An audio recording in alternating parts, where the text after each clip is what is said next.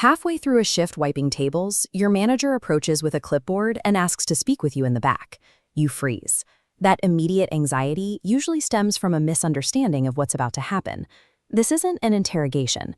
It is a standard, formal performance review that happens once a year between an employee and their line manager. The manager is there to look back over the past 12 months with you.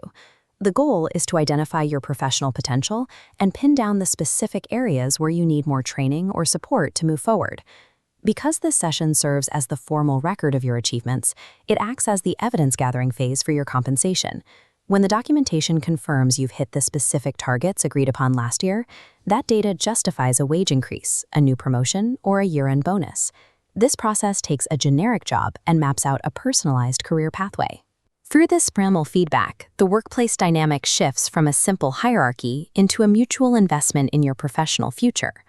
Organizations use several different methods to gather this performance data.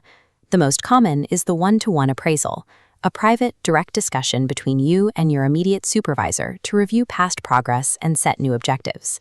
For a broader perspective, companies use the 360-degree appraisal. As shown here, you sit at the center of the feedback loop, receiving input from your line manager, your peers, the subordinates you manage, and your own self-evaluation. Everyone in that outer circle receives an identical questionnaire. That data funnels inward to create an anonymous, detailed comparative picture of how you perform across different roles and responsibilities. Some firms prefer the peer-to-peer appraisal.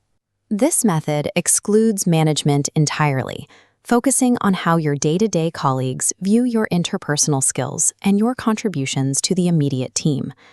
Managers may also rely on direct observation, watching you work to assess your efficiency, or they may require a self-appraisal, where you critically evaluate your own performance before the meeting begins. The choice of method is critical. If the evaluation process relies on biased or incomplete data, the resulting career plan for the employee will be based on a false premise. For the worker, a successful appraisal provides a sense of recognition. Having your contributions officially documented by the firm can lead to increased motivation and a clearer sense of purpose in your daily tasks. It also provides a dedicated space to advocate for your own growth. This is your opportunity to highlight personal goals, like gaining new qualifications, and identify the specific training the company needs to provide for you to reach them. However, the process carries risks. The pressure of a formal review can induce stress, and receiving negative feedback, if handled poorly, can leave a staff member feeling demotivated and disconnected. There is also the risk of workload creep. In the heat of an appraisal, an employee might feel pressured to agree to an unrealistic number of development tasks or an increased workload just to prove their commitment. For the individual, the appraisal is a high-stakes negotiation.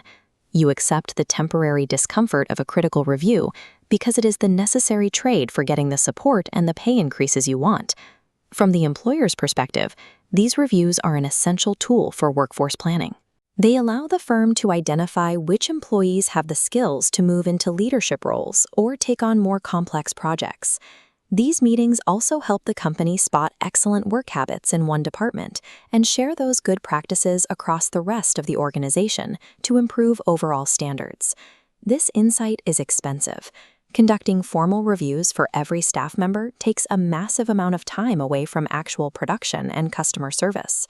To make that time investment worth the cost, managers use a framework known as POCC-DCM. As this diagram shows, the manager acts as the central gear, coordinating the steps to plan, organize, command, control, delegate, and motivate the workforce. Managers have to find a constant balance between control and motivation. They must firmly guide the meeting to ensure all targets are reviewed, while simultaneously offering enough praise to keep the employee engaged. While an appraisal system is a significant operational expense, it pays dividends by ensuring that every worker's personal ambition is working toward the company's broader strategic goals. Look back at the cafe worker from the start. The meeting is over and the anxiety is gone. They now have a printed document that outlines exactly what they need to do to earn their next promotion. The meeting is a single checkpoint in a year-round cycle. The career rhythm flows through setting targets, doing work, and applying feedback.